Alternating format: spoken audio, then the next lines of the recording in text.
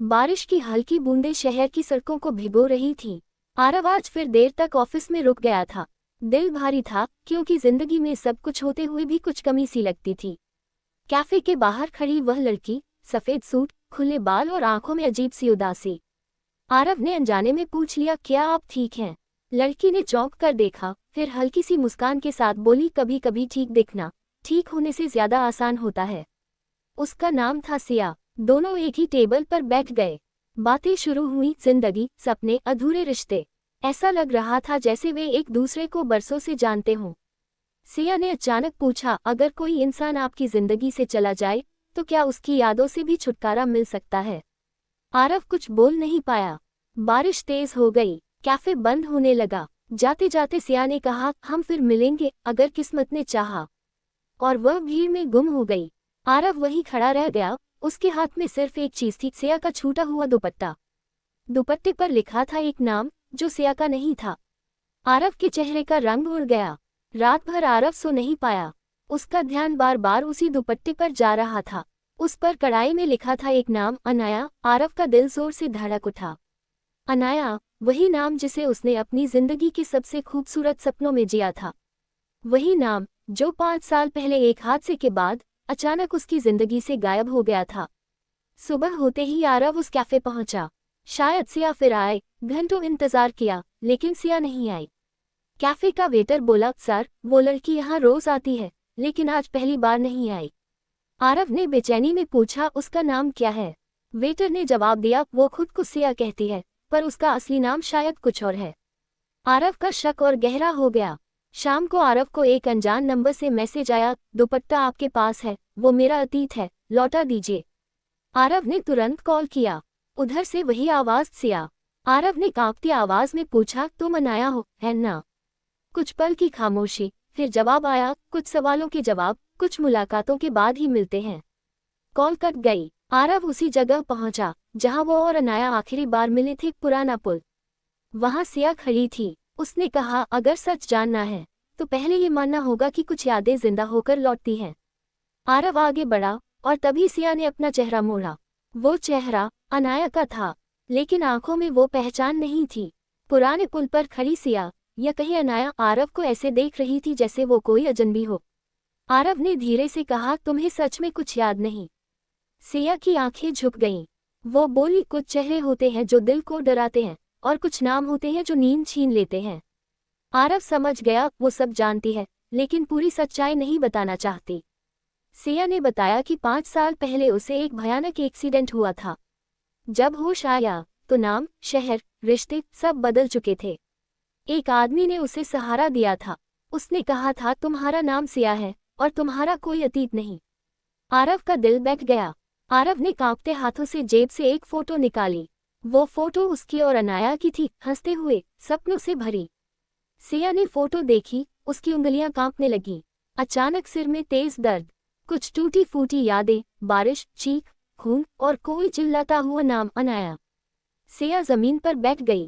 कुछ देर बाद उसने कहा, अगर मैं वही हूं जो तुम कह रहे हो तो मुझे सब याद क्यों नहीं? आरव की आंखें भर आई, क्योंकि किसी ने तुम्हें वो यादें वापस नहीं करने दी। उसी पल सिया के फोन पर कॉल आया। स्क्रीन पर लिखा था, विक्रम। सिया घबरा गई। उसने कहा, अगर वो जान गया कि मैं तुमसे मिली हूं तो सब खत्म हो जाएगा। आरव ने पूछा, वो कौन है? सिया ने जवाब दिया, वो आदमी जिसने मुझे मेरी जिंदगी दी या मुझसे मेरी जिंदगी छीन ली। आरव पूरी रात सिया की बातों के बारे में सोचता रहा। जिसने जिंदगी दी या जिंदगी छीन ली, ये शब्द उसके कानों में गूंजते रहे। सुबह होते ही आरव ने एक फैसला लिया। अब वो विक्रम के बारे में सब पता लगाएगा। सिया से चोरी छिपे मिलने के बाद आरव ने उसके बताए पते पर जाना शुरू किया। वो घर किसी किराए का नहीं बल्कि बहुत सोच समझकर चुना गया लग रहा था। पड़ोसियों से पूछने पर पता चला, विक्रम साहब बहुत कम बोलते हैं पर लड़की पर बहुत नजर रखते हैं। ये सुनकर आरव को सिहरन हुई। शाम को आरव ने सिया को मैसेज किया, अगर मुझे कुछ हो जाए तो समझ लेना कि मैं सच के बहुत करीब था। सिया डर गई। वो बोली, विक्रम अच्छा नहीं है आरव। वो मुझे बाहर जाने नहीं देता, लोगों से बात करने से रोकता है। उसी रात आरव ने विक्रम को पहली बार देखा। लंबा कद, ठंडी आंखें और चेहरे पर बनावटी मुस्कान। विक्रम ने सीधे कहा, तुम मेरी जिंदगी में दखल दे रहे हो। आरव ने जवाब दिया, मैं अपनी जिंदगी वापस मांग रहा हूँ। कुछ पल की खामोशी, फिर विक्रम हंसा, अनाया अब मर चुकी है। जो जिंदा है वो सिया है। आरव ने गुस्से में कहा, तुमने उसे बदल दिया। विक्रम की आवाज सख्त हो गई, मैंने उसे बचाया। तुम उसे उस एक्सीडेंट में छोड़कर भाग गए थे। ये सुनकर आरव के पैरों तले जमीन खिसक गई। आरव की आंखों के सामने वो रात घूम गई, बारिश, गाड़ी, चीख और वो पल जब वो डर के मारे भाग गया था। आरव उस रात सो नहीं पाया। विक्रम के शब्द उसके जहन में हथौड़े की तरह बज रहे थे, तुम उसे छोड़कर भाग गए थे। लेकिन आरव को याद था, उसने भागना नहीं चाहा था। हादसे वाली रात, बारिश तेज थी, गाड़ी फिसली, एक जोरदार टक्कर, आरव बेहोश हो गया था। जब आंख खुली तो वो सड़क किनारे था, भीड़ जमा थी और कोई कह रहा था, लड़की को कोई और ले गया। डर, सदमा और खून। उसने पुलिस को बयान दिया, लेकिन किसी ने अनाया का नाम दर्ज ही नहीं किया, जैसे वो कभी थी ही नहीं। आरव ने सिया से मिलने की जिद की, इस बार छुपकर नहीं, सामने से। उसने कहा, अगर मैं दोषी हूं तो सजा भी मेरी है, लेकिन अगर मैं झूठा साबित हुआ तो तुम्हें अपने अतीत का सामना करना होगा। सिया की आंखों में आंसू थे। आरव ने उसे सब बताया, हादसा, बेहोशी, अस्पताल और वो रहस्यमय खालीपन। सिया सुनती रही। अचानक उसके दिमाग में तेज झटका लगा। कुछ और तस्वीरें उभरी। एक आदमी की आवाज, इसे जल्दी ले चलो। किसी का हाथ उसके मुंह पर, और फिर अंधेरा। सिया कांप उठी। वो फूट फूट कर रो पड़ी, मुझे याद आ रहा है, कोई मुझे जबरदस्ती ले गया था। आरव का चेहरा सख्त हो गया। उसी पल सिया का फोन बजा। विक्रम का मैसेज, अगर सच चाहिए तो उससे दूर रहो, वरना इस बार हादसा नहीं होगा। सिया ने आरव की ओर देखा, डर और प्यार के बीच फंसी हुई। सिया अब पहले जैसी नहीं रही थी। उसकी आंखों में डर था, लेकिन उससे ज्यादा सच जानने की भूख। विक्रम के मैसेज के बाद उसने आरव से दूरी बनाने का नाटक किया। मत मिलो मुझसे, उसने सख्त लहजे में कहा, मेरी जिंदगी में मत आओ। आरव समझ गया, ये शब्द उसके नहीं थे। उस रात आरव ने विक्रम का पीछा किया। एक सुनसान फैक्ट्री के पास उसकी गाड़ी रुकी।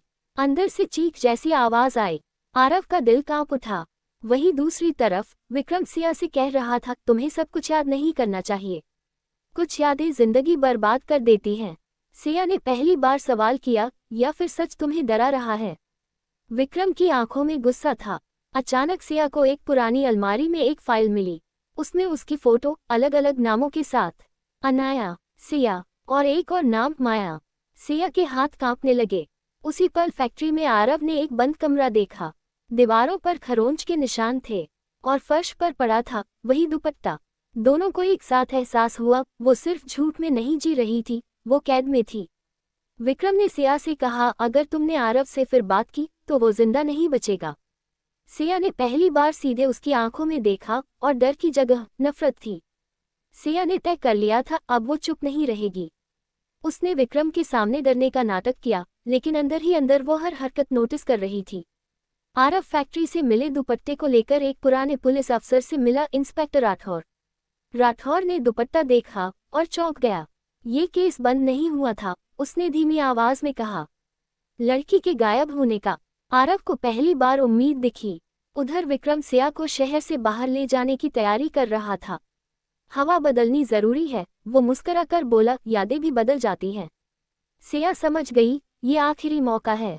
सिया ने चुपके से आरव को मैसेज भेजा, आज रात अगर मैं न बचूं तो सच जिंदा रहना चाहिए।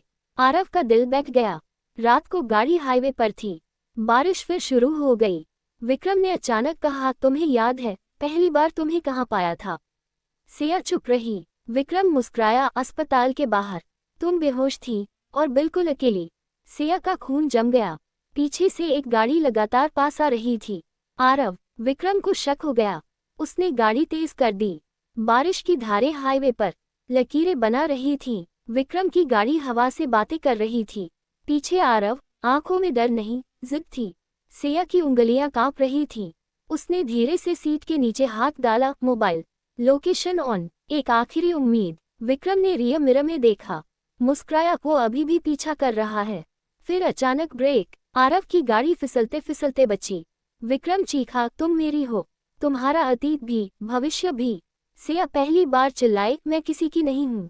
उसकी आवाज में अनाया लौट आई थी। उसी पल पुलिस सायरन की आवाज गूंजी। इंस्पेक्टर राठौर। विक्रम घबरा गया। उसने गाड़ी को कच्चे रास्ते पर मोड़ दिया। गाड़ी की स्पीड, बरसात, अचानक सामने ट्रक, एक जोरदार टक्कर, सब कुछ थम गया। आरव दौड़ता हुआ पहुंचा। सिया बेहोश थी, खून बह रहा था। विक्रम जमीन पर गिरा पड़ा था। पुलिस ने उसे हथकड़ी लगाई। एम्बुलेंस में सिया की आंखें आधी खुली। उसने आरव का हाथ पकड़ा। अगर मैं बच गई तो क्या तुम फिर छोड़ दोगे? आरव रो पड़ा, इस बार नहीं। अस्पताल की सफेद दीवारें आज किसी जेल से कम नहीं लग रही थी। सिया, यह अब धीरे धीरे लौटती हुई अनाया जिंदगी और मौत के बीच झूल रही थी। डॉक्टर ने कहा होश में तो आ जाएगी, लेकिन यादें धीरे धीरे। आरव ने राहत की सांस ली। उधर कोर्ट में विक्रम को पेश किया गया। इंस्पेक्टर राठौर ने फाइल खोली। 5 साल पुराना केस, लड़की का अपहरण, पहचान बदलना और मानसिक कैद। विक्रम मुस्कुराया। कोर्ट ने पूछा, आपने ऐसा क्यों किया? विक्रम की आवाज शांत थी, क्योंकि वो मुझे छोड़ना चाहती थी और प्यार छोड़ने नहीं देता। कोर्ट में सन्नाटा छा गया। अचानक डॉक्टर का फोन आया। मरीज को होश आ गया है। आरव दौड़ता हुआ आईसीयू पहुंचा। अनाया की आंखें खुलीं। उसने धीमी आवाज में कहा, आरव, मैं भागी नहीं थी, मुझे ले जाया गया था। आरव की आंखों से आंसू बह निकले। कोर्ट ने आदेश दिया, पीड़िता की गवाही जरूरी है। अनाया ने हाँ में सिर हिलाया। कोर्टरूम में अनाया व्हीलचेयर पर आई। विक्रम ने उसकी तरफ देखा, पहली बार डर के साथ। जज ने पूछा, क्या आप विक्रम को पहचानती हैं? अनाया ने गहरी सांस ली, हाँ, यही वो आदमी है जिसने मुझे मेरी जिंदगी से चुरा लिया। कोर्टरूम में सन्नाटा था। हर नजर अनाया पर टिकी थी। जज ने पूछा, क्या आप पूरी सच्चाई बताएंगी? अनाया ने सिर हिलाया। उसकी आवाज कांप रही थी, लेकिन शब्द साफ थे। हादसे वाली रात आरव मेरी गाड़ी चला रहा था। आरव के पैरों तले जमीन खिसक गई। कोर्ट में फुसफुसाहट फैल गई। अनाया ने आगे कहा, हम दोनों झगड़ रहे थे। मैं गुस्से में थी और अचानक गाड़ी फिसल गई। आरव की आंखें झुक गईं। विक्रम के वकील ने तुरंत मौका पकड़ा तो एक्सीडेंट की वजह लापरवाही थी। अनाया चुप हो गई। आरव ने धीरे से कहा, हाँ।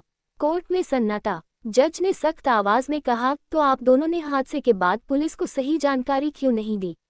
अनाया की आंखों से आंसू बहने लगे, क्योंकि मुझे होश नहीं था, और जब आया तो मेरी जिंदगी ही बदल चुकी थी। विक्रम मुस्कुराया। उसकी चाल काम कर रही थी। तभी इंस्पेक्टर राठौर ने एक नई रिपोर्ट पेश की।